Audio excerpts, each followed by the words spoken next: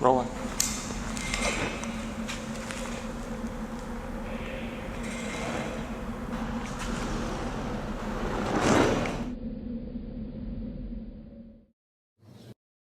On May 9, 2001, at the National Press Club in Washington, D.C., an unusual and unprecedented event took place. Over 20 individuals from the highest levels of the U.S. military, intelligence and aerospace industries, NASA international air traffic controllers, scientists, radar operators, pilots, and other experts with rarefied credentials and extremely high security clearances all came together to share their experiences concerning extraterrestrials and UFOs. The focus of this conference, put together by Dr. Stephen Greer and the Disclosure Project, was to promote open hearings in Congress dealing with UFO and extraterrestrial phenomena going back over 50 years. It was an astonishing series of testimonies. Here were a couple dozen seriously credible witnesses coming forth on the national stage to talk about the most bizarre events imaginable. Objects under intelligent control doing impossible maneuvers at thousands of miles per hour. What they did was coalesce and started rotating in a circle, and then they disappeared. Glowing red orbs, disabling nuclear missiles deep underground. And this time it was a more intense tone in the guard's voice. It was very clearly very frightened. He said there was a bright, glowing red object hovering outside the front gate. We lost somewhere between 6 and 8 weapons that morning. Alien structures on the moon. And then he proceeded to put photographs down in front of me, and clearly in these photographs were structures, mushroom-shaped buildings, spherical buildings, and towers. An ET pilot killed on an Air Force runway. There's been UFOs in the pattern all night. They're on radar. But in any case, an alien had come off the craft and had been shot by a military policeman and apparently was wounded and was heading for McGuire. Dozens of incredibly surreal accounts right out of a Spielberg film. But the witnesses are all dead serious, highly intelligent professionals of rank and stature, and in fact were in these positions because of their quality of mind and character.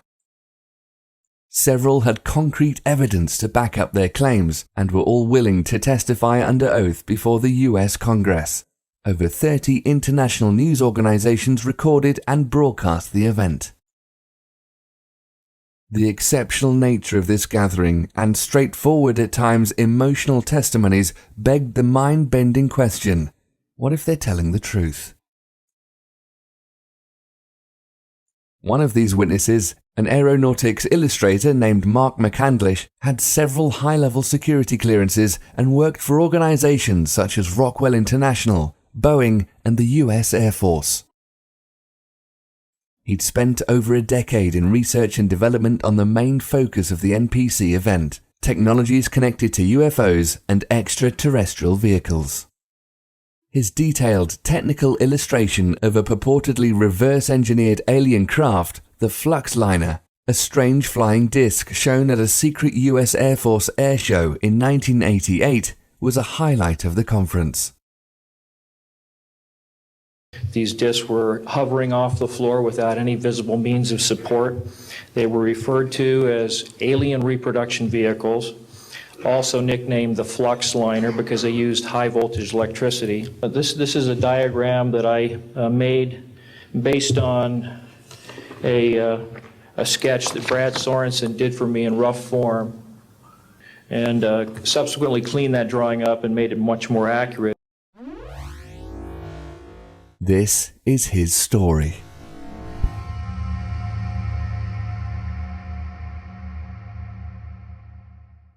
He says, you know, I gave you the basic verbal description of what I saw. He says, but somehow or other you've taken everything, all the information I gave you, and you have graphically interpreted into an image that is so close and so accurate. He said, this is really dangerous stuff here.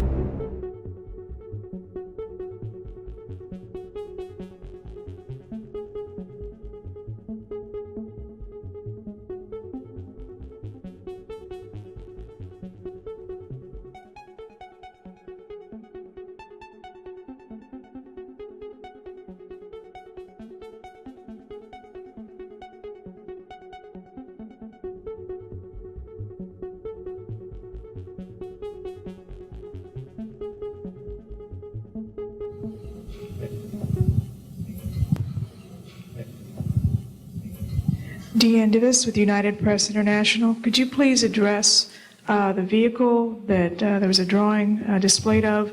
Why would this vehicle be on display at an air show? What is the power source that you are asserting is going to be so very useful? And how can you determine that this vehicle is not something that is being developed, by a government agency? In fact, I think that was the testimony. This is an alien reproduction vehicle, and just to be clear, this means that it is based on advanced anti-gravity and zero-point energy propulsion systems. They are being manufactured by a consortium of companies that include Lockheed Martin, Northrop, SAIC, and other corporations. But this is not a jet internal combustion system at all. It is actually kicked in by a type of electric power source, and it then accesses this ambient zero-point energy field that is responsible for all matter and energy existing, and by special configurations and what have you, it causes a cancellation of mass inertia and an anti-gravity effect. They do have superluminal capacity, in other words, faster than the speed of light capacity. I think Mr. McCandlish and other witnesses that he's identified could go into more of the technical physics of it.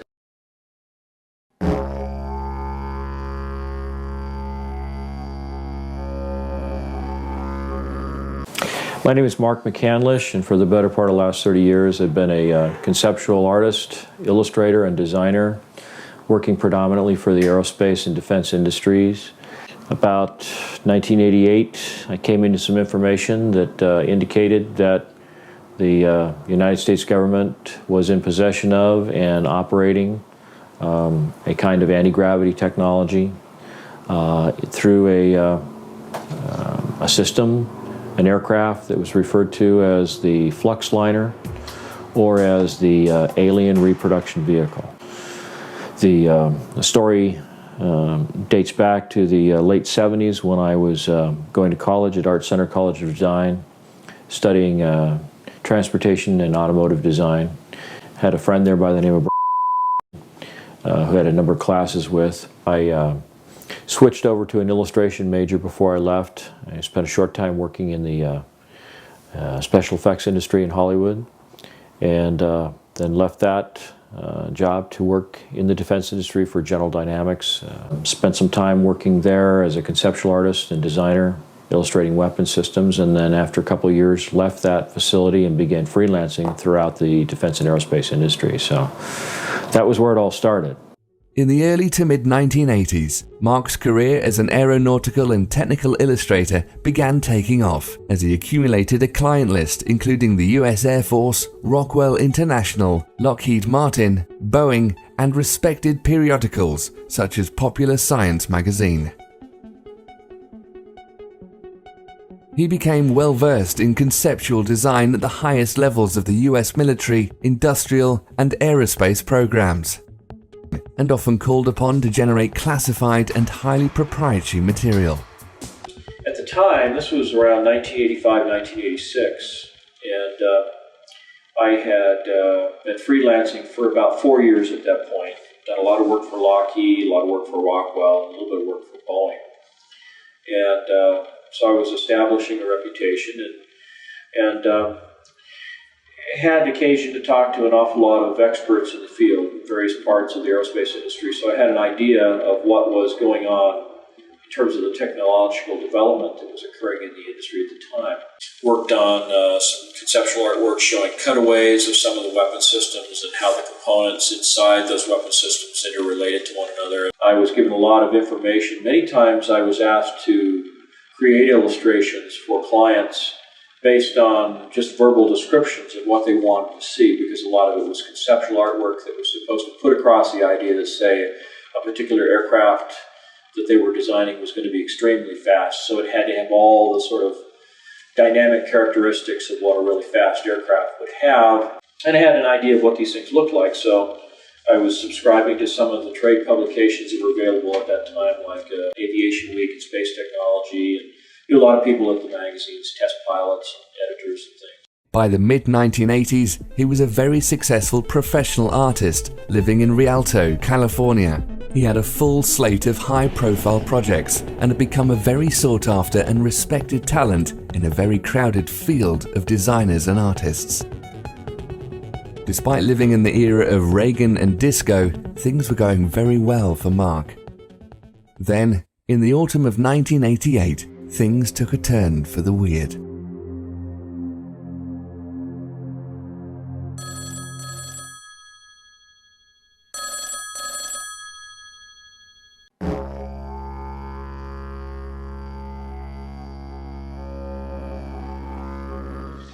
Well, it turns out that this was in October that the magazine hit the newsstand. It was a November issue of Popular Science. It was called the Mach 5 Spy Plane.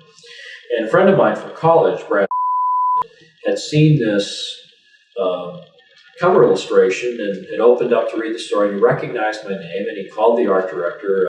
He passed along my phone number, and the next thing you know, I get a phone call, and this fellow calls up and says, "Hi, Mark, it's Brad. And remember me?" And I said, "Yeah, we were in the transportation design curriculum at Art Center in Pasadena when we studied car design." So we got reacquainted, had lunch together, and turned out that just a few weeks beyond that, a local Air Force base, Norton Air Force Base, was having a big air show. And there was a rumor that they were going to have an SR-71 Blackbird out there, which was still kind of a rare occurrence at air shows to see something like that. And so I invited Brad to come out to the air show, and he suggested that he might be bringing along a client that he was working with. He didn't say who it was at the time, but that he thought that there might be the possibility we could network some jobs together. So we arranged to meet together, and at the last minute, I got a second call from Popular Science to do yet another illustration. It was a quick turnaround. They wanted it done over the weekend. It was a quick, $3,000, so I couldn't turn that down. And it was for their February of '89 edition, with the cover story being about the X-31, which was an experimental aircraft program. So did that illustration, and Brad went ahead and went to the air show. And when the weekend was over, I was kind of interested in his impression, and I called him up and I just said, how did you like the air show? And he just seemed completely different. When I talked to him on the phone, he sounded almost depressed. I mean, it was kind of a strange sort of reaction. And he said, well, I don't know. I think I saw something I wasn't supposed to see. And I said, well, how's that possible? Everything that's at the air show is sent there and flown there with the intent of putting it on static display, especially for the public. So how could you possibly see something that wasn't intended to be seen?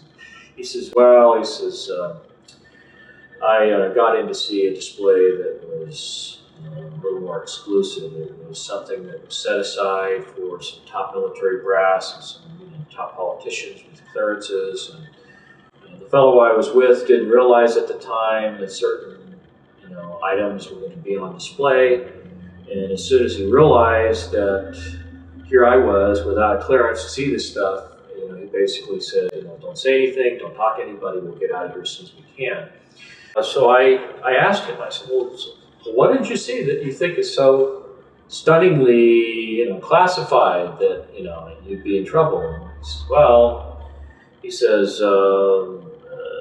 there was an example of the first generation Aurora there, which was the aircraft that was the second generation aircraft that I did the conceptual artwork for.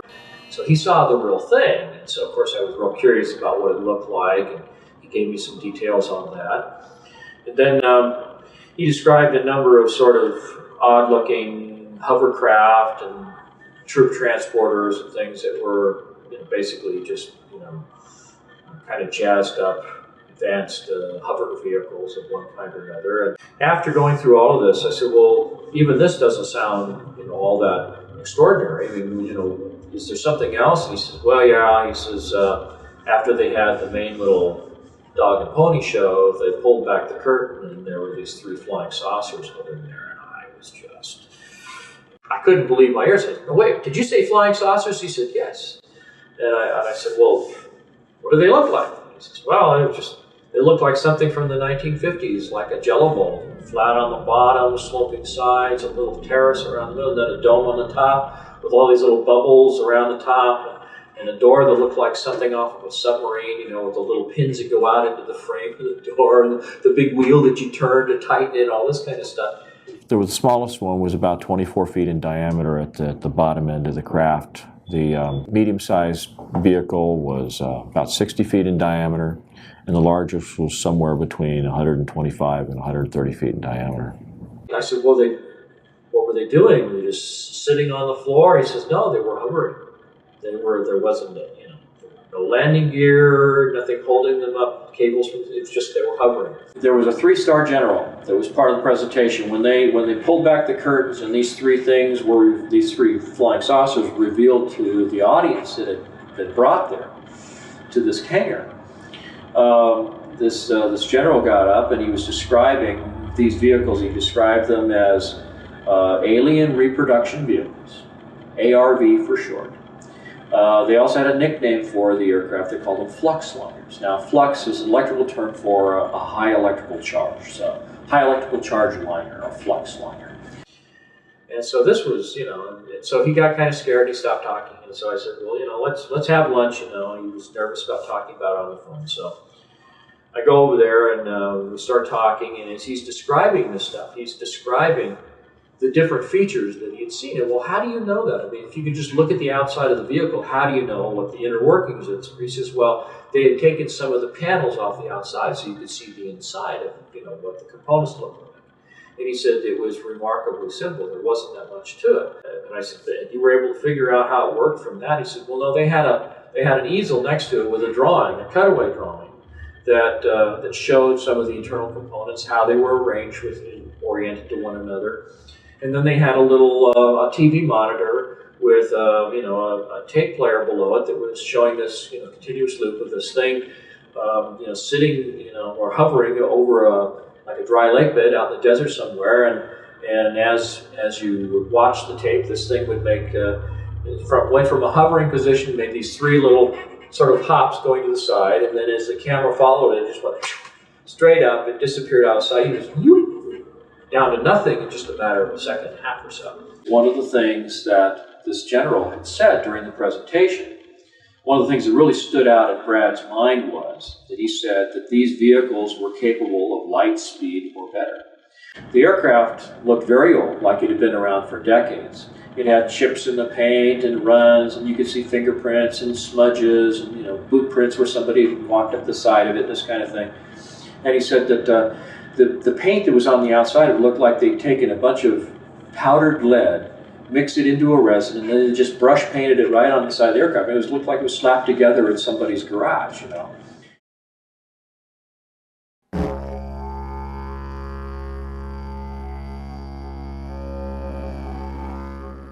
So, according to his account, on November 12, 1988, Mark's friend inadvertently gained access to a highly classified airshow where the featured hardware of the event was real flying saucers. They were really strange looking, but appeared functional and were named to suggest anti-gravity and reverse-engineered alien technology. An official present stated they could travel faster than light. Despite their futuristic performance capabilities, these appeared to be stripped-down, road-worn working prototypes, which had seen practical operation for years.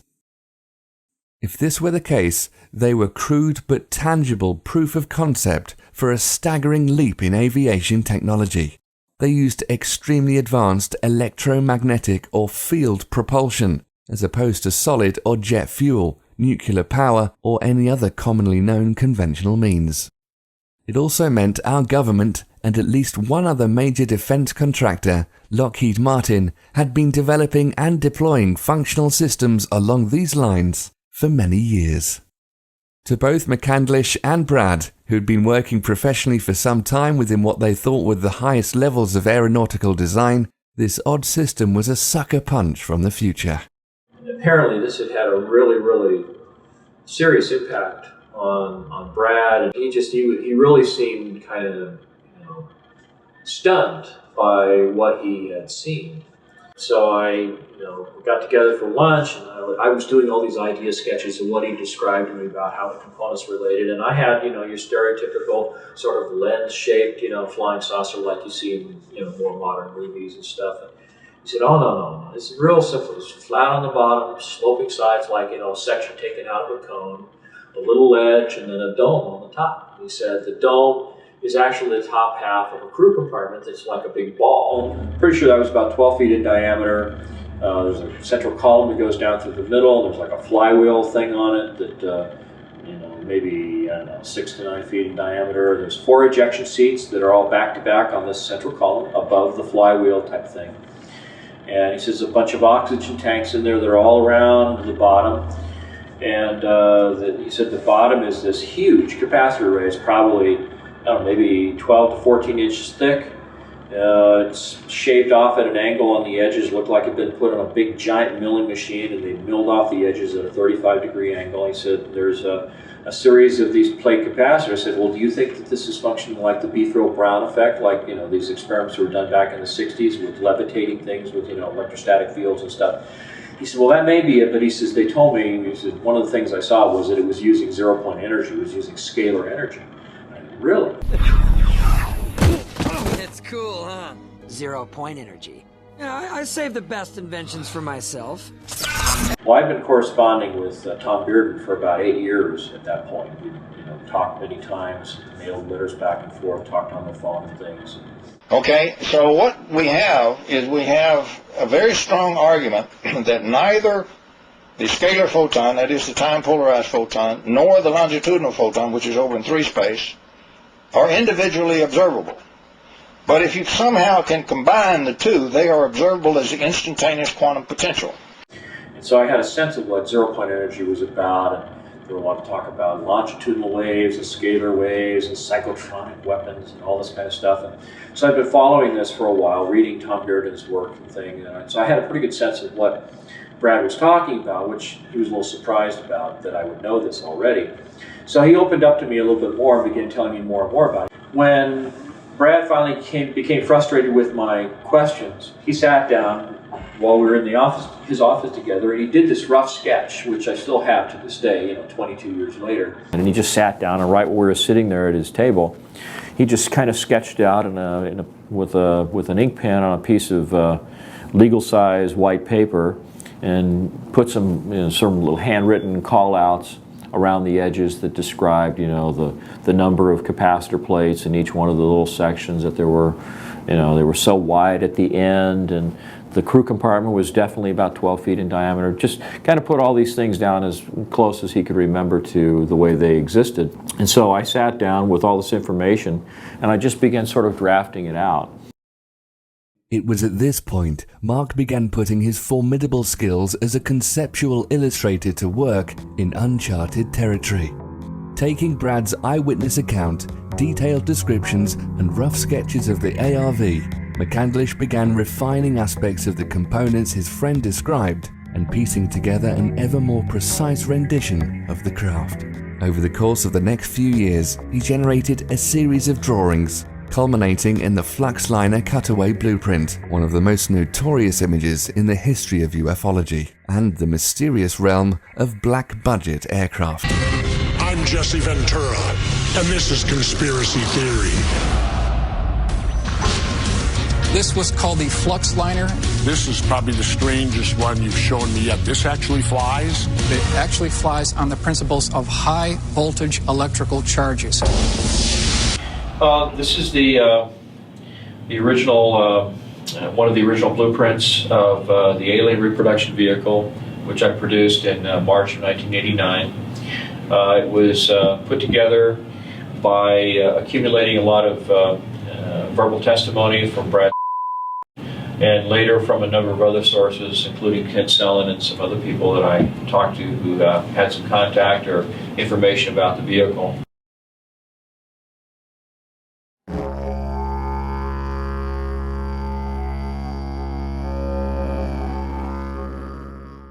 For Mark, his friend Brad's initial account was a fascinating story with a degree of veracity and plausibility, worth exploring and doing some research, but was after all just one man's tale of a fairly unbelievable event, concept, and machine.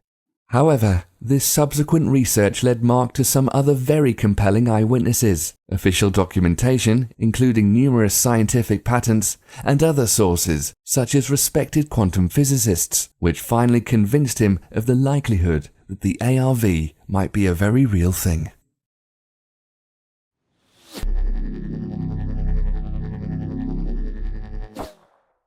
The first verification of the story that I picked up on the alien reproduction vehicle was around 1991, 1992. It was the first air show at Edwards Air Force Base where they actually had the B-2 stealth bomber on display. And in the course of that air show, I had occasion to join up with some clients from Rockwell International, and they introduced me to this fellow who claimed at the time that he was working with the Air Intelligence Agency. His name was Kent Sellen. He claimed that he had inadvertently seen this same craft at Edwards Air Force Base North Base facility in 1973. And I said, when, how, where, what were the circumstances? He says, well, I was a crew chief. He said, I worked on Bill Scott's plane when he was a test pilot. And he says, one night my ship supervisor said to me, go out to North Base. They've got a power unit out there, a ground power unit for an aircraft that's leaking or failed or something, so we need to take a tow vehicle out there, go out, pick it up, bring it back. Well, instead, what happened is he comes up off the dry lake bed, rolls right up on the tarmac, and is going down these rows of hangars. They're all Quonset-style hangars back then. And he stops in front of the first one with the doors cracked, expecting to find this defective ground power unit, and what does he see?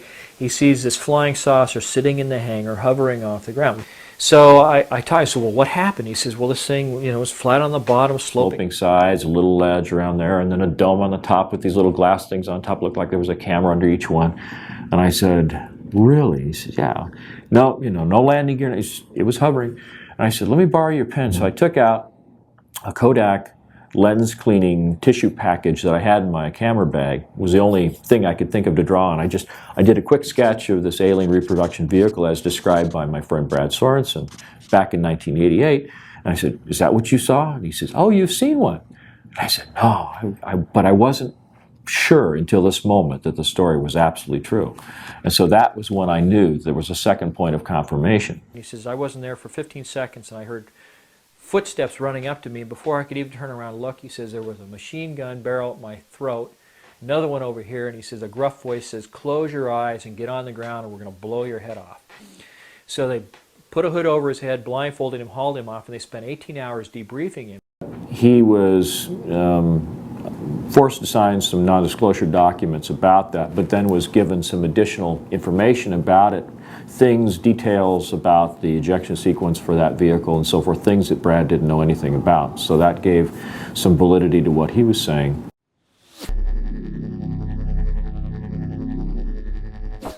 In addition to Kent Sellen, there is at least one other witness on record testifying to the existence of what he describes as a UFO at Norton Air Force Base, which may well have been the ARV.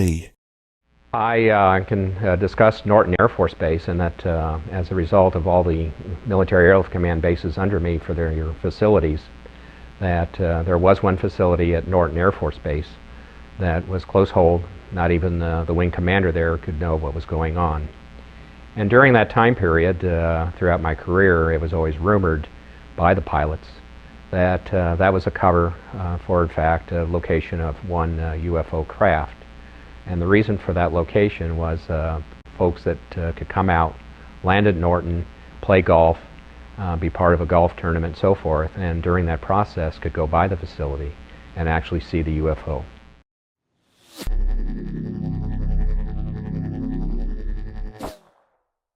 I became so excited about the prospect that this thing really was real and that there really was some technology about it. And so every chance I got, I would strike up a conversation with someone I knew in the industry, and I'd ask them if they'd ever heard anything about this. I was talking to a fellow by the name of Paul Shepard, who was a UFO investigator. I felt that he'd have, a little bit more knowledge about the kinds of things that were going on in this area of research. And he put me in touch with a couple of gentlemen, Gordon Ovell and George Ulick, who was a physicist with Hercules Aerospace up in Sandy, Utah. And they were very interested in this story. I started off as an aeronautical engineer when I was in college, and I got real interested in what makes UFOs go. And so I just kind of pursued the trail of the technology as opposed to the aliens and that kind of stuff. And that's all I do is pursue the technology. And I got lucky, got very, very lucky, and got my hands on a cutaway of their bird. One of them had an ongoing correspondence with UFO researcher Wendell Stevens, a retired lieutenant colonel from the Air Force, who'd participated in sort of these UFO chasing exercises up around the Arctic many, many years ago.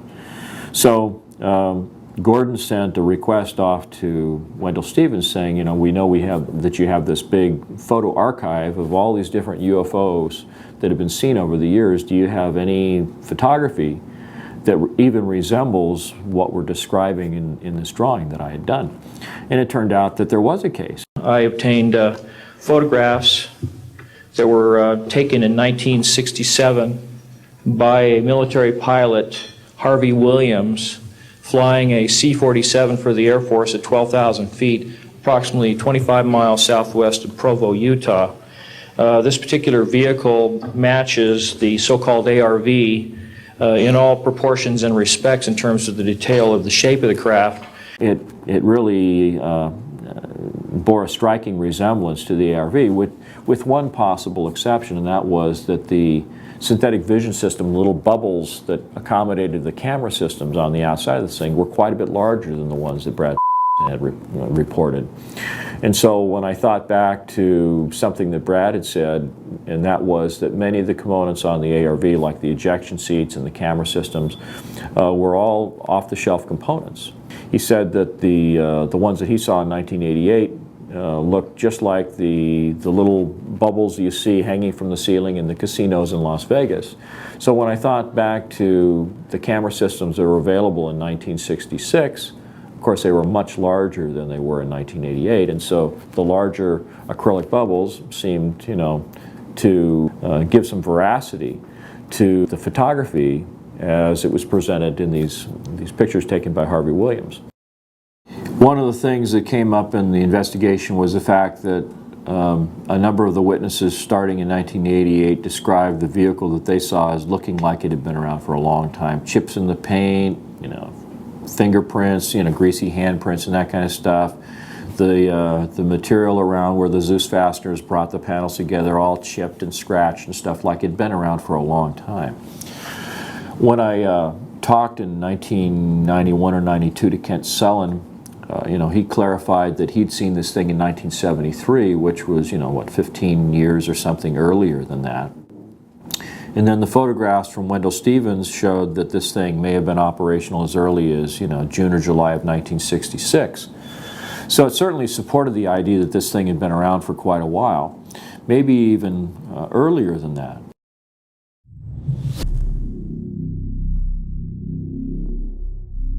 When you look at some of the photography of UFOs, going all the way back to some of the earliest photography we know of, McMinnville, Oregon, for example, you see the same general layout, you see the same general configuration, the flat bottom, the sloping sides, a little dome in the middle, sometimes pointy, sometimes almost like the top end of a cylinder that's been chopped off, sometimes a perfectly round dome, sometimes even, like a cone on the top. So it suggests that, there's many different variants of the system, but the overall arrangement of the components is basically the same.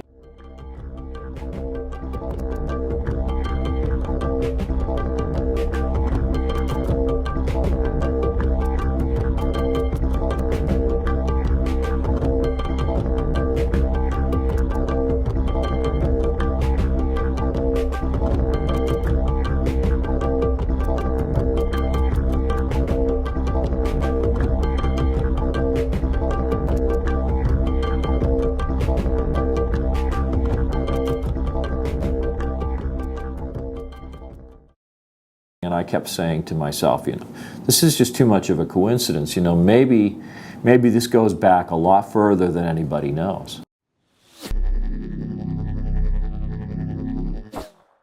In fact, in a translation of a Sanskrit text written by a Middle Eastern king in the 11th century, there were references to Vimanas, or flying machines, with a propulsion system bearing a striking resemblance to that of the ARV.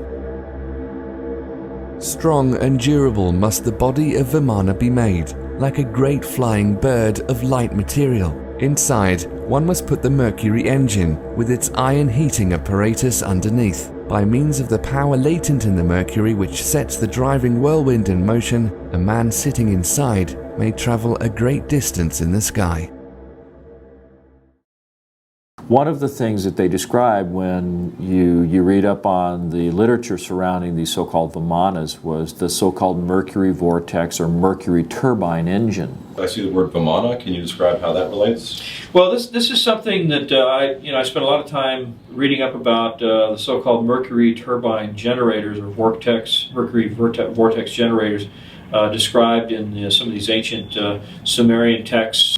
And so I started looking at the possibility that there had to be some kind of circulation going on in the Mercury itself. So that was the kind of thing that I visualized would be going on inside the chamber. The central column has a number of components, a couple of counter-rotating cylinders. It sounds very much like the device that the Nazis were developing in the Wenceslas mine in Poland towards the end of the Second World War. There seems to be some evidence that they were trying to develop some kind of an anti-gravity propulsion system or a zero-point energy device.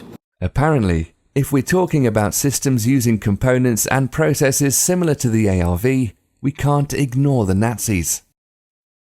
I think it was Timothy Good published a story, maybe above top secret, where he found a researcher who was following developments by the Nazis at the end of the Second World War, and it looked like they'd been developing flying saucers up in Poland in the Wenceslas mine, and they had this thing that looked like Stonehenge, where they had all these high voltage cables coming into it and these chains that would hold something down, and they had this thing called the bell, the Das Glocke. Die Glocke. The bell. That was down in this mine in Wenceslas, and that it involved a ceramic dome, and it had two cylinders inside with a mercury solution circulating in it. The two cylinders were inside an electromagnetic field, and they were counter-rotating, and they had this mixture of mercury, thorium, and beryllium. Now, it looks like there's a high-voltage electrical discharge that's being sent through the mercury, and that is somehow doing something that enables this anti-gravity effect to occur.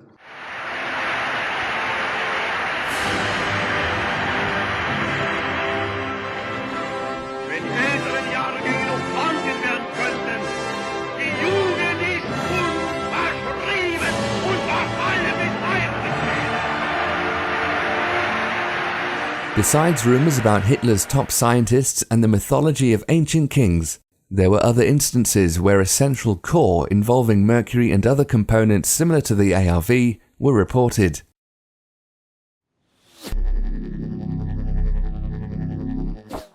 At one point, Marr contacted and interviewed possible UFO abductees to gain insight on the technology they may have seen in the alien craft, something he had in common with McDonnell Douglas in the 1960s, and possibly numerous other corporate and government entities since the 1940s.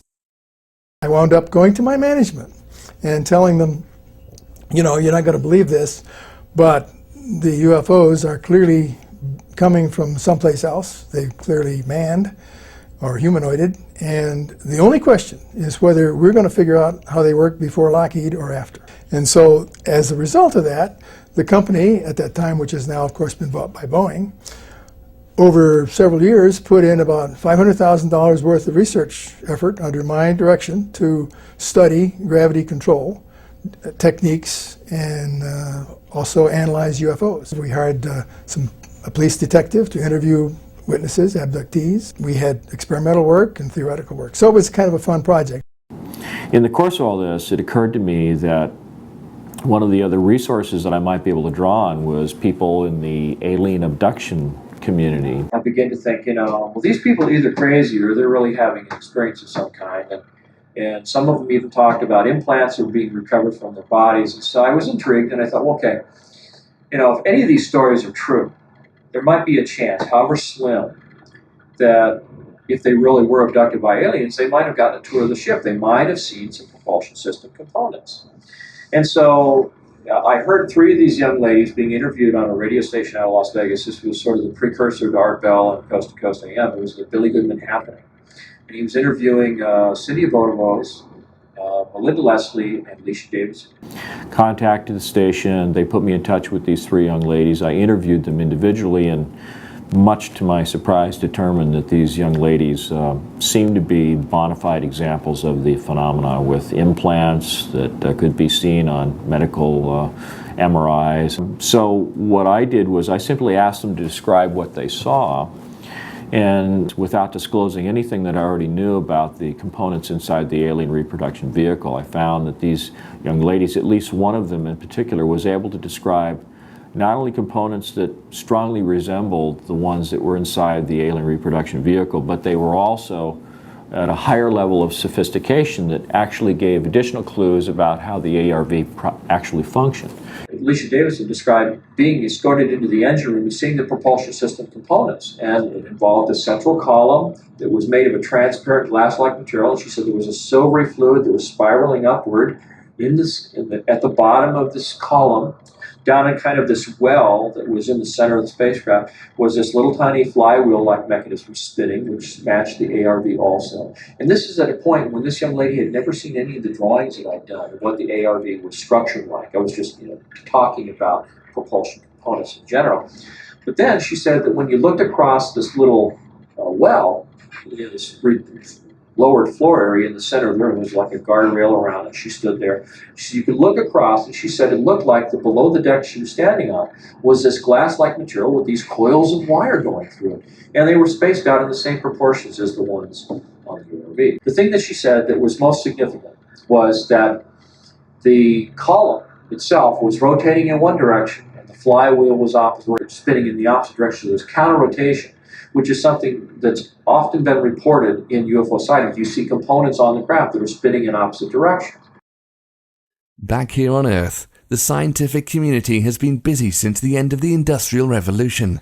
There have been dozens, perhaps hundreds of US and international patents dealing directly with electrokinetics and electrogravitics, going back to the turn of the last century. It would be safe to assume private industry and the military have also been working on a great deal of related applications off the public record. In short, since Nikola Tesla's first experiments with pushing electricity around, mankind has had a thing for anti-gravity.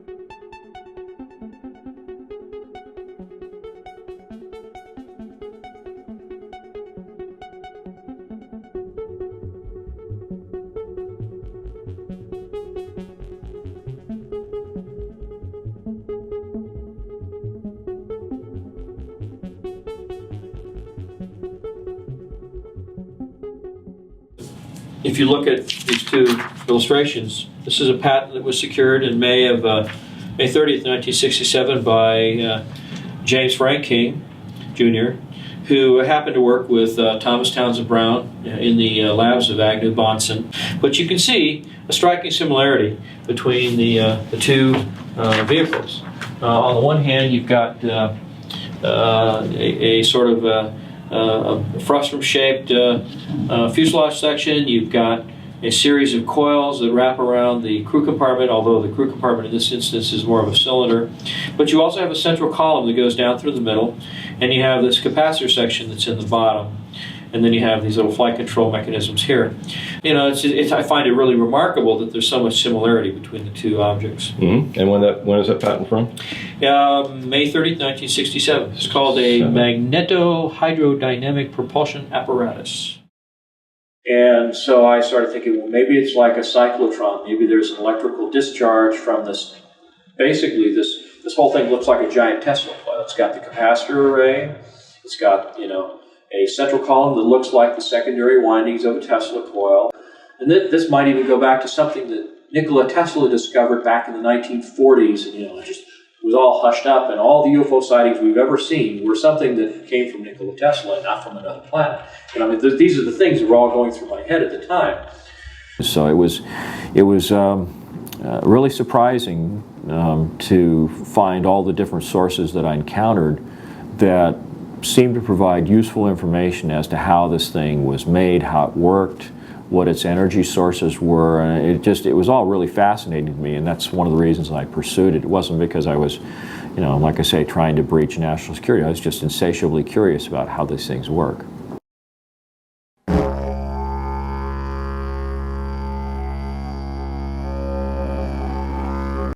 And he said it was remarkably simple. There wasn't that much to it.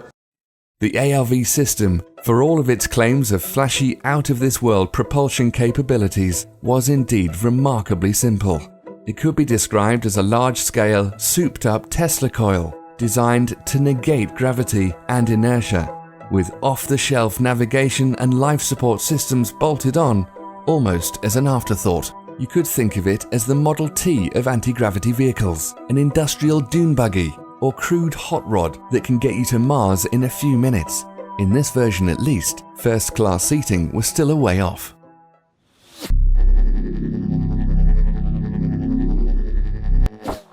From everything I've been able to gather, it helps to understand what some of the components are. There's a large capacitor array on the bottom of the craft. It's in the smallest version, it's 24 feet in diameter. The outer edge of the plates and the capacitor section itself, they're shaved off at that same 35-degree angle. So you have a series of plates that are progressively smaller as you get higher and higher in the stack. And there's 48 sections that are all set up like that. Through the middle of the crew compartment is a central column that's called the amplifier section that's in the middle of the craft. On the very center point of that column is what looks like a large 9-foot diameter flywheel type mechanism. Then around the belt line of the crew compartment is about a 2-foot wide coil of wire that's embedded in the same glass-like material that the capacitor section plates are embedded in. And there's a kind of flange or fairing that traps the top and the bottom surfaces of the coil. You can see that it traps it there and at the top. But in between are a series of explosive bolts that run all the way around the craft. They said above this ledge there is looks like a door out of, you know, your stereotypical cartoon submarine. You know, has a steel frame that's embedded in the side of this protruded sphere that makes up the crew compartment. And he said, and it had a wheel on it with little spokes that you would turn like an old, you know, Captain Nemo submarine, with the pins that would go out and lock into the door frame, and it had a seal on it so it'd be airtight. And then the ejection seats are mounted back to back. There's 4 of them in the smallest version of the craft, and they're mounted on this central column on a set of rails. In the event of an ejection, the explosive bolts separate the top and the bottom halves of the crew compartment, and the entire outer sheath of the central column pulls away along with the upper half of the crew compartment and the ejection seats. This crew compartment sphere can actually function as kind of a rudimentary re-entry vehicle coming down through the atmosphere, and then once you get, say, below 14, 15, 16,000 feet. The thing will pop a chute out the top, and the ejection seats drop off on these rails one by one, and the pilot can drift down in a parachute or with a parachute. Because this flywheel-like mechanism is turning all the time, the individual pilot or crew members have a kind of a pan that's right below the front of the ejection seat that affords them a place to put their feet.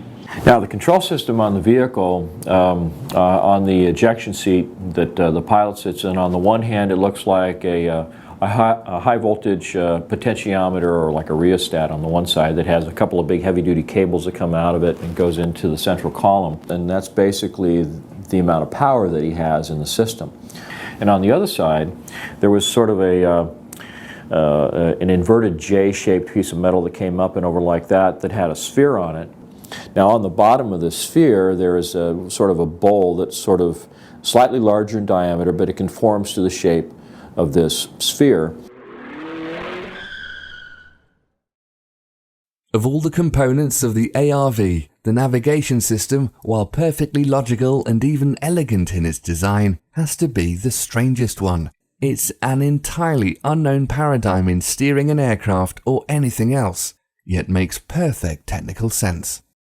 If one were to make the case for truly alien aspects of the alien reproduction vehicle, this might be the first example they'd use. The sphere itself appears to be a kind of a domed arrangement where you have a number of fiber optic leads that come into the sphere, and for each one of the 48 capacitor arrays, there's a series of sensors that are then used to sort of relay information to the individual plates. And so then, on the bottom of this, you have a bowl that moves around and can be used to convey the commands of the pilot in terms of what he wants to do in terms of shaping the field around the vehicle. And right in the center of that bowl is a kind of laser diode that sends a laser beam up into the underside, the inside of this sphere. And so as the bowl moves, that laser is sort of scanning around on the inside of the different sensors that are responsible for each of the capacitor sections. Then there's a series of relays that will open up and close and let a certain amount of energy in, or prevent it from going in. And when it's dead center, it means that all of them get the exact same amount of information. You just go straight up. If you want to bank to the right, then you bank this to the right. It sends the laser signal over to the opposite side of the dome, and it says that the opposite side of the craft is going to get more energy, so it banks in that direction. It's kind of like in a helicopter, in the swash plate of a helicopter. When you want to bank to the left, you create more deflection in the main rotor on the right side so that it begins to bank to the right, or bank to the left, excuse me. So it's kind of the same principle. Then you have an oxygen supply that's strapped to the lower part of the central column down here in the lower part of the crew compartment. You have a much larger set of oxygen tanks, and these are all protruded vessels, by the way. There's no steel or aluminum in terms of the oxygen supply in the vehicle. There was also a pair of oxygen tanks under the seat, and that was assuming that maybe you had to eject, when you were 25 or 30,000 feet, and you needed some air to get you from up there down to the place where you'd actually be able to breathe ambient air. I said, well, were there windows? And no, there weren't any windows. He said there was a thing called a synthetic vision system. And he said there were 6 or 7 of these little plastic bubbles around the top of this thing, one on the very top in the center, and then maybe 6 around about halfway up from where the ledge was to the very top, and they were spaced at even distances. And he said in each one there was a little CCD camera. So the synthetic vision system was set up so they would take 2 cameras, and it would have a converging point of focus in those 2 cameras, so that it would just be like looking through a set of binoculars. So you'd have a left and a right eye view, and it'd give you a 3-dimensional view outside the vehicle, but with no windows. And the reason for that, apparently, was that this aircraft was using extremely high voltages, and the voltages would ionize the air around the vehicle so much that it would start producing X-ray photons, which are absolutely lethal. So you have to have basically a barrier to protect yourself. You also have a robotic arm that seems to be blended in with a composite fairing sitting right on the top surface of the capacitor array that has the ability to extend outward with a little air-driven claw that's on the end of it. In fact, I think that the craft's magnetic field or electromagnetic field is probably so powerful that conventional little electric motors probably wouldn't work in this kind of an application. Where they took the panels off the side of the aircraft is that they had Zeus fasteners that were these little, like, quick spin lock things that they put on there to hold the panels. The panels are all like a fiberglass material, it's all composite. The entire vehicle appeared to be covered with what he's referred to as a goopy lead paint. It looked like little flecks of lead that had been suspended in kind of a resin and just painted haphazardly over the outside of everything on the vehicle, with the possible exception of the door itself and these little blisters that house the synthetic vision system. So why would it be goopy lead paint?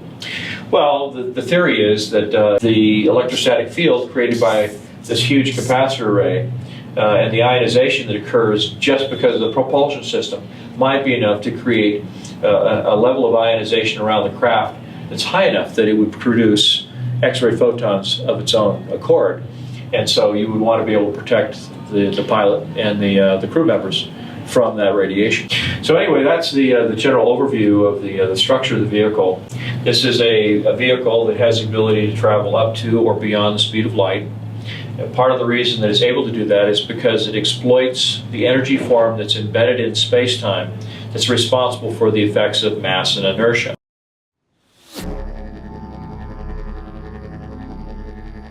So here we have a configuration of various components, creating a system that's somehow capable of producing and maintaining an insane amount of energy in a concentrated field around the vehicle. This field can be precisely controlled by the pilot with the aid of a basic throttle, an alien steering ball, and a bunch of casino cameras. There's plenty of onboard oxygen, handy if you're off the planet, and a lead coating so the occupants don't get fried in their seats, and a robot arm, in case you need a robot arm somewhere. It looks like a big clumsy diving bell from 1905, but apparently works like a helicopter you can take past light speed. Its beauty and elegance lie in the propulsion system, maybe a really fast one that gets around currently accepted physics, one we commonly associate with UFOs. For anybody who has followed the work of Einstein or just basic physics, one of the sort of inviolable rules of physics is that there's no material object that can actually go faster than the speed of light. So somehow or other, and I'm not saying we got this from aliens, but they did call it the alien reproduction vehicle, but somehow or other, this simple system that Brad described in these diagrams was able to do this.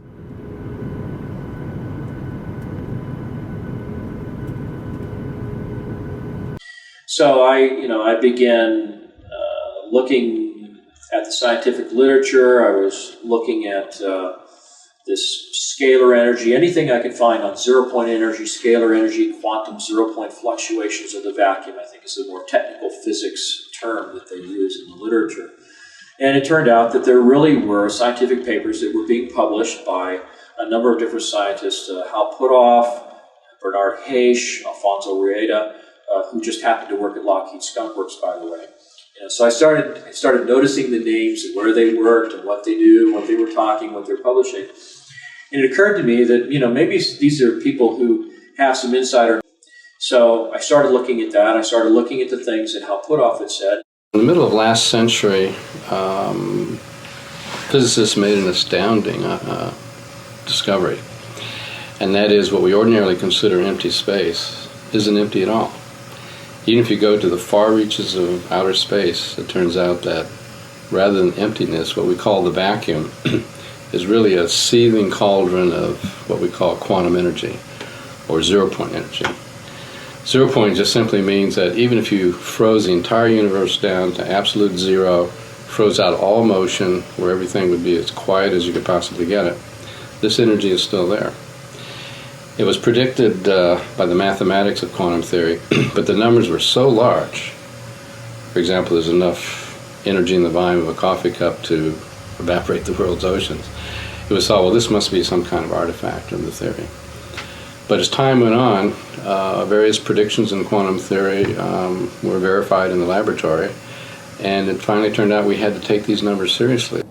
So I opened up a correspondence with Hal Puthoff, and he was very gracious in taking time to talk to me on the phone, send me copies of the peer-reviewed papers that he had published in Physics Review, Physics A, Physics B, and I couldn't understand the mathematics with all these Greek symbols, and I mean it was really advanced theoretical stuff. But what I was able to follow were the paragraphs that were before and after the equations that explained what all the math was talking about. And so as I went through these papers and I would talk to Hal, he would explain to me, well, this means that this is a certain process, a polarization process that happens in the vacuum of space-time, and when you do that, you have this kind of phenomenon. When you do that, you have this other phenomenon. And the papers that he wrote started to indicate this zero-point energy that's embedded in the environment. Was responsible for the effects of inertia and gravity and mass, and the reason why, as you accelerate through space-time, the mass of your vehicle increases.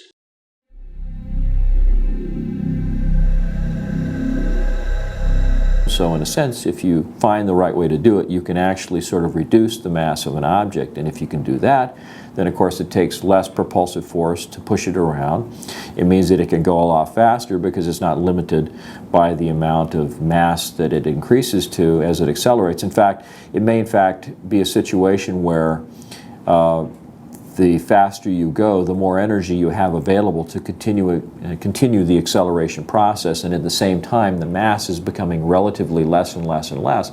So it really enables the possibility of being able to go faster than the speed of light without violating general relativity, and that was the most fascinating aspect of the whole thing. You're drawing energy from the environment, and in the process of doing that, you're enabling the craft to not only demass itself, but basically conserve energy by using the flux in the vacuum of space-time as the power source for your propulsion system. So literally, the faster you go, the more energy you have available that you convert into propulsive force, and the lower the relative mass of the vehicle becomes. So it's actually sort of an inversely proportional kind of a relationship. Most scientists, with an instant response, would think on special relativity terms and say, well, the velocity of light is a limitation. You can't go faster than the speed of light. And therefore, to conceive of us exploring stars or other people coming here, it's too far. They just can't get from here to there. We might explore our own solar system, but that's probably as far as we're going to get. But the truth of the matter is that in general relativity, that's not the case. There are options there. That limitation now has begun to evaporate due to the new understandings and predictions coming out of general relativity. So that's not the issue. And so I was starting to learn about the technology and how it might be playing a role in the function of this craft. The craft, of course, had oxygen tanks and stuff in it, so it really suggested that the thing was capable of going out into space. So the idea was that somehow this vehicle is able to sort of skirt the law in a way that allows it to do these things that are unheard of.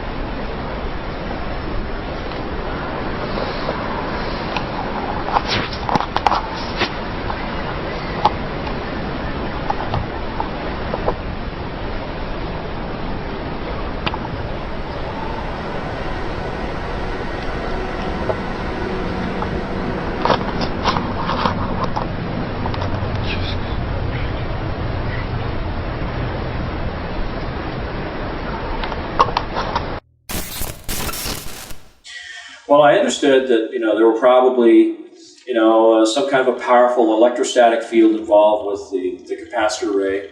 There was obviously an electromagnetic field that was forming around this ring of wire that ran around the crew compartment, and that would form a kind of donut-shaped or toroid-shaped electromagnetic field with field lines stroking right through the middle of the craft, which happened to be where there was this large central column. Now, the central column was supposed to be the most secret part of the vehicle. Brad didn't seem to know too much about that, but he said that it used mercury in some form. He thought it might use it as a noble gas, vaporized mercury. The mercury, based on a number of accounts, appears to circulate in a kind of a closed loop system that runs down through the cylinder in the middle and then back up in the space between the inner cylinder and the outer cylinder. And there's a counter-rotation kind of a mechanism that's occurring there too. And at the midpoint is this thing that looks like a flywheel. But in effect, what I think its actual function is similar to what is called a homopolar generator, where you can use the centrifugal forces of a disc, a conducting metal disc that's spinning, to actually throw the electrons in the material out to the edge where they can be literally tapped off with something that looks like a brush that has conductive bristles. Now, I believe that what happens is that this vehicle develops probably several million volts of voltage. And the sheer power of the electrostatic field that is created in this capacitor array actually has the ability to polarize the surrounding space-time.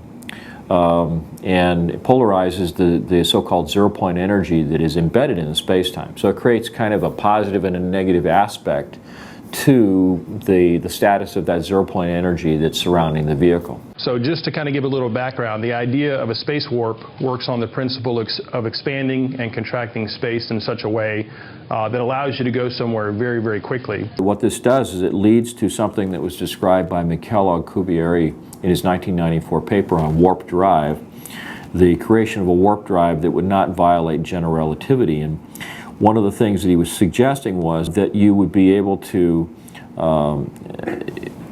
engineer a vector or a pair of vectors in space-time that would, on the one hand, cause a compression of space-time ahead of the vehicle and an expansion of space-time behind the vehicle, and that there would be an intervening space between those two phenomenon that would pretty much peg your sense of gravity, your sense of inertia to the environment that you departed from when you initiated this movement. So in essence what you have is you have a spherical event horizon around this particular region that might be called a dynamically engineered local space-time. And this particular region is set up in such a way that it creates these influences in the surrounding metric in such a way that it also creates a vector that goes in this direction. And so it's kind of like it's almost like having a black hole ahead of you and an expansion of space-time behind you. But the actual environmental conditions that you experience inside the spacecraft are pretty much pegged to the time and place that you start out from. So you don't have any sense of g-forces or being moved around. You don't have any sense of acceleration, because the entire pocket of space-time that you're encapsulated in is being accelerated by the vectors that are created around the system. So it's uniformly accelerated. The space-time pocket that you've created, the vehicle itself, the crew, the cargo, everything is moved as one complete package, and so there's no sense of acceleration. But what it allows for, according to Alcubierre's calculations, is what he was calling an arbitrarily large speed, which suggests something in excess of the speed of light at superluminal speeds. So to the person that's inside the vehicle, it may appear that you begin to accelerate away from a particular location, but to the person who's standing outside the disturbed region of space-time, it looks as though you just were gone, just in an instant. So this is an ARV, isn't that what it's called? That's what some people call it. We call it RAM, Replication Alien Machine. Oh, I see. Many highly credible reports of UFOs share a few key descriptions of how these crafts behave. They appear to have the ability to accelerate to extremely high velocities at will, far faster than any man-made craft, as if the speed of light maybe isn't any big deal. They can stop on a dime and turn at random angles, while traveling at these crazy speeds, like the forces of mass and inertia, which would flatten anyone in a normal situation, also aren't a problem. And they're silent, without any visible rockets, jets, or exhaust of any kind, like they're pulling the energy they use out of thin air. Superluminal speed, mass cancelling, and ambient field propulsion. All apparently standard in the mid-80s model Fluxliner. This makes the ARV a seriously badass means of getting around, and kind of a missing link between Roswell and one of these. Once we retrieved, back in the 30s and 40s and 50s, several of these extraterrestrial vehicles and began to study them, we combined that knowledge with knowledge we already had. Because remember, we had some people like T. Townsend Brown who were studying anti-gravity, quite independent of this issue, back in the 20s, 30s, and 40s. But when their information got combined with studying these spacecraft, they figured out, this is how they're working. And according to the latest revelations in quantum physics, all this is possible by tapping into the sea of raw energy we're all just floating around in. There's plenty of energy in the pure raw vacuum. The new physics since quantum mechanics, the vacuum is a source of energy, but it's a peculiar kind of energy. Let me explain the peculiar kind. When a bird flies in and sits on a power line, he sits on a very high potential. But between his 2 feet, he has no potential difference, no voltage.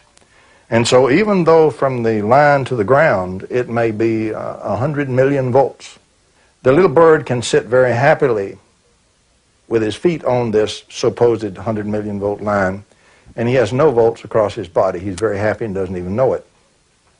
Let him touch one of his feet to the slightest thing that has the slightest difference there, and he'll fry to a greasy spot.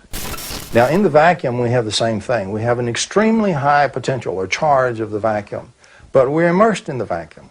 So they were modeling the universe as being sort of this empty, material-free environment that had this energy that was embedded in it, almost like a fluid in a way, that it had all of this potential that you couldn't see until you found a way of driving it out of this homogeneous sort of state of equilibrium and getting to do usable work.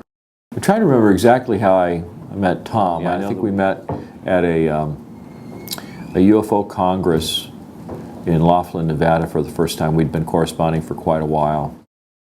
Now, what is zero-point energy? I'm going to show you many different definitions, but let me quote Nikola Tesla. In 1891, the world's greatest electrical futurist, Nikola Tesla, stated, quote, "Throughout space, there is energy. Is this energy static or kinetic? If static, our hopes are in vain. If kinetic, and we know for certain it is, then it is a mere question of time when men will succeed in attaching their machinery to the very wheelwork of nature. Many generations may pass, but in time our machinery will be driven by a power obtainable at any point in the universe." And so there, ladies and gentlemen, is the basic birth of the concept of zero-point energy.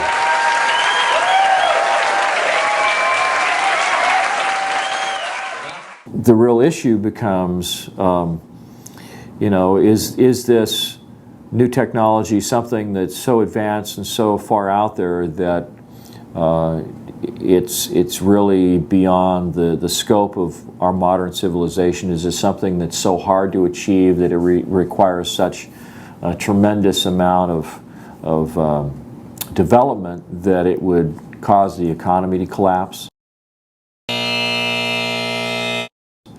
Or is it a real threat to existing forms of energy like oil, coal, nuclear, wind power?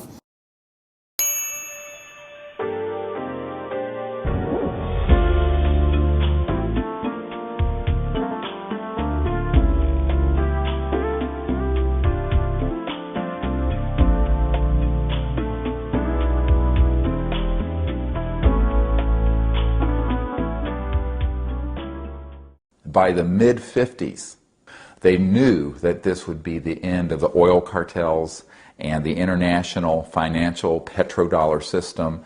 And this is very important. It means that we, Homo sapiens, have the ability to access this so-called zero-point field of energy, which is the ambient field of energy from which all matter and energy is fluxing, and can access that energy and generate all the power we need to run this planet without fossil fuels or pollution. So this stuff really works? Certainly does. Oh, well, lots of luck! Oh.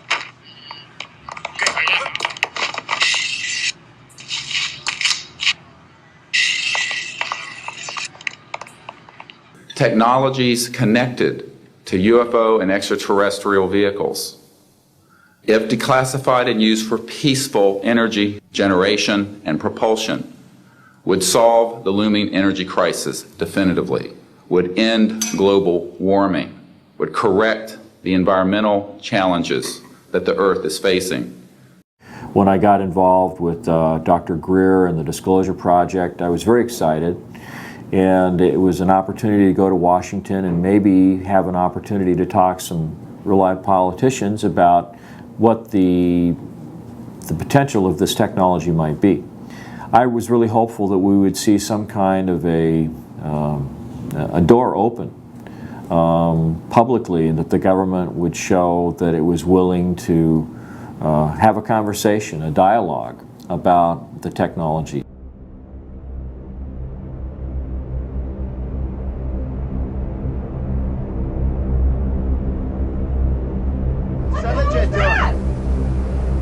Holy fuck! Oh my God! Oh my God! September the 11th basically knocked May 9th off the radar, permanently. But it didn't lessen the potential importance of the spring conference or the issues involved. It did, however, allow the Bush administration to spend $1 trillion of our money on a war based on lies. So, getting together with Dr. Greer, going to Washington, D.C. was exhilarating, met a lot of interesting people, and it made it clear to me that there's a lot more going on behind the scenes than anybody can imagine. I mean, just the sheer volume of the stories and the accounts, the experiences that these people have had, when taken as a whole, you can see that there's this whole other level of things going on that nobody knows about.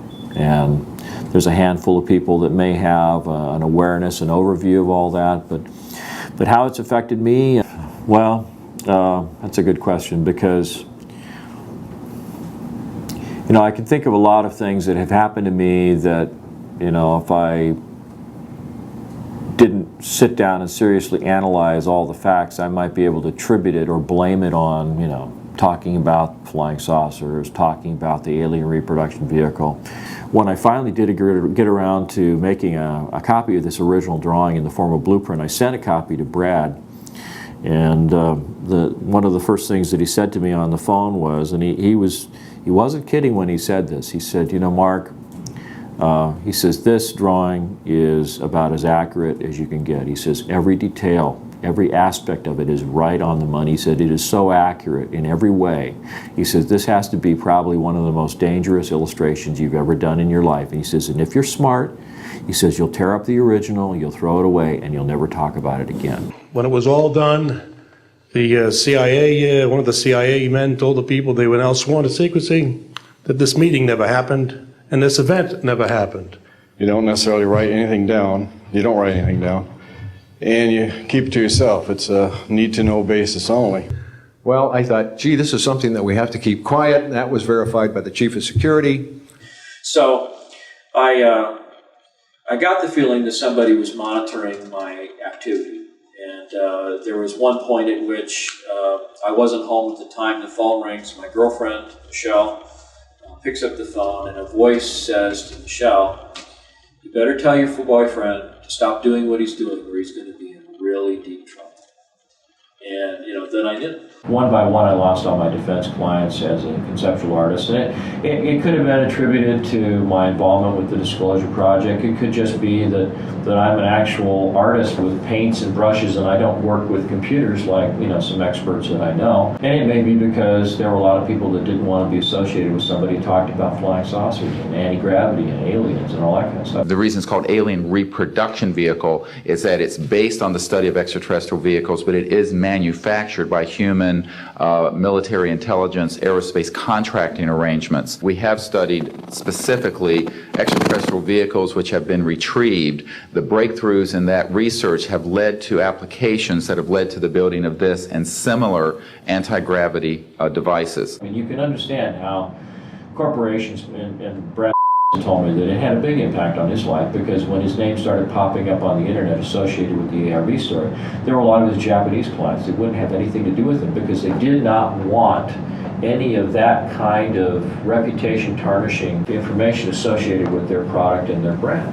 And so, he did everything he could, and I've minimized, my mentioning of his name, except where it comes to, historical documentation of what's happened to him and I and other people I know. But I feel terrible in some respects because, I was encouraged by Dr. Greer to name names on camera, and I wasn't ever really sure what doing that meant in terms of protecting identities or protecting people, other than making some footnote in history that this person came forward, said something, and then whatever happened, happened. I had threats on the phone. I had the IRS come up and take all my money, take all my cars. In fact, that's what happened to a guy in Canada. He had a machine the size of a shoebox that was supposed to put out enough power to power your home, and it was very unusual. Well, he was very open. He would give demonstrations. He wanted some investor to give him $1 million to sell the rights, and he was doing all the wrong things. Sure, of course. And then one day they came with a SWAT team, surrounded his house, confiscated all his machines, put him in jail, and said, if you want to get out of jail, you have to sign this paper that says you'll not work in this technology any further. So the pretense of why they arrested him, they claimed that he was harboring weapons of mass destruction, terrorism weapons. They create a very time-stable pattern. It's sort of like, look... Again, 14 times. Oh, by the way, Mel, what's your phone number you're calling from? Maybe yes, we should write that down. Okay, because they find it's coming from your end, not from here. Something out of West Coast is causing this. Okay. So you might check that out with the police over there. I noticed clicking on my phone. I'd call someone and my voice would be echoing. There were all these weird sounds, like someone else was hanging up the phone after I'd say goodbye, but I wouldn't hang up, So I had the feeling that I was being watched. I started feeling like maybe I was being followed. There were just, things, cars that would make a number of turns, and then, when you look at them, they'd turn off, that kind of stuff. And you've actually heard a couple different stories about people being shut down when they're trying to implement this. Or killed. Or killed. Yeah. I mean, there's many times I lay awake at night with my 9mm under my pillow, loaded, and I wonder why they haven't killed me. I honestly do. There's evidence to suggest it's dangerous to become successful in the area of applied zero-point energy, cold fusion, or related free energy technologies, or it can at least lead to very bad luck. Professor Stefan Marinoff, founder and director of the Institute of Fundamental Physics in Graz, Austria, was the de facto leader of the European free energy movement. He fell out of a high window in 1997. Eugene Maloff, an eminent physicist and expert in cold fusion who apparently had working tabletop devices, was beaten to death in 2004 at the height of his career and the day before a public announcement of his findings. Arie M. de Gois, an inventor of a patented revolutionary clean energy technology associated with the zero-point field, was found nearly dead in his car at an airport in 2007 and died a short time later. He missed his flight to Europe, where he was about to obtain substantial funding for his work. Then there's Mark Tomian, a brilliant physicist and inventor of the patented Star Drive, a system remarkably similar to the ARVs in its use of zero-point energy and related spaceflight applications. He and McCandlish had corresponded numerous times before his unexpected death in his home in 2009. This was 2 weeks after the successful trial of a working prototype for a key component of his system. And if I woke up tomorrow on the other side of the veil, I wouldn't be surprised, honestly. I really wouldn't. Because I know how serious the technology is. I know that it's real. The storyline basically is that there's a lot of work going on in the aerospace industry that would indicate that we have black projects that have gone even darker, and that there's work being done on electrogravitic, on scalar technology, etc., that we don't even think that those in Congress or even in the military that approve black budgets are aware of. I've seen copies of inter-office correspondence among defense contractors that openly stated that they felt the technology was a fundamental enabling technology, that it had all kinds of different defense applications, but it also had a lot of serious civilian applications that would be beneficial to humanity as a whole, to the environment. It seems obvious that someone, perhaps a group, maybe some kind of a rogue civilization within our society has captured the technology. They're exploiting it for their own aims, for their own interests, whatever those might be. There's not a sliver of doubt in my mind that it exists, that it's being exploited in some way, whether it's for intelligence collection, whether it's for logistical support, whether it's for retrieval of raw materials from the asteroid belt. I have no idea why or what it's used for. All I know is that it's extremely advanced. It's being used more and more. I can only say that all the people who've sought to figure out what's going on using the Freedom of Information Act have kind of overlooked the fact that if this was a purely corporate endeavor and not a government-sanctioned endeavor, that it may be one way in which the technology can be completely overlooked and skirt the reach of the Freedom of Information Act. Because if it's considered trade secret or corporate property, so to speak, or controlled by corporations, it may be possible that they could keep this secret for a very long time. Even with people actively in the government that know that it exists and maybe have contact with some of these corporate officials that control the technology. So, you're kind of left with a big question mark as to where's all this advanced technology going and what's it being used for? If there was somebody that had this sort of interstellar trade program going on with another civilization, that would be very interesting, but I can't understand why they would want to keep that quiet. It would seem like such a mind-expanding, enlightening thing for people to know about. Maybe we'd stop shooting at each other and start thinking about how can we get along with the people on, stars or star systems, that are around us. So it's hard to say. That the outer edge of this large 24-foot diameter disc causes the phone to ring.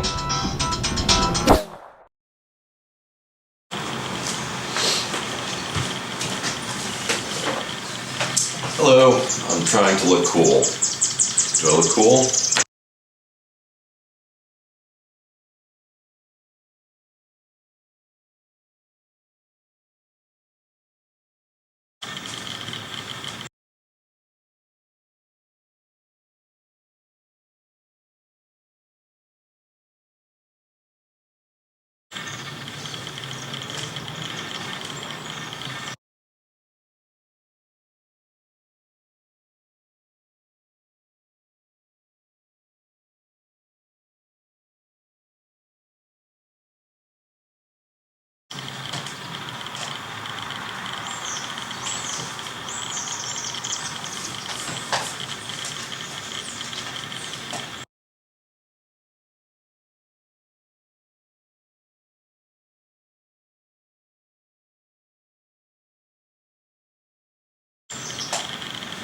Hey.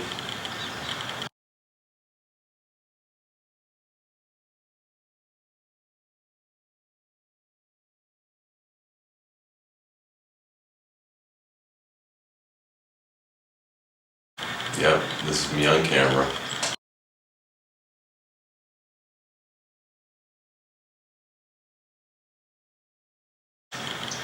Okay.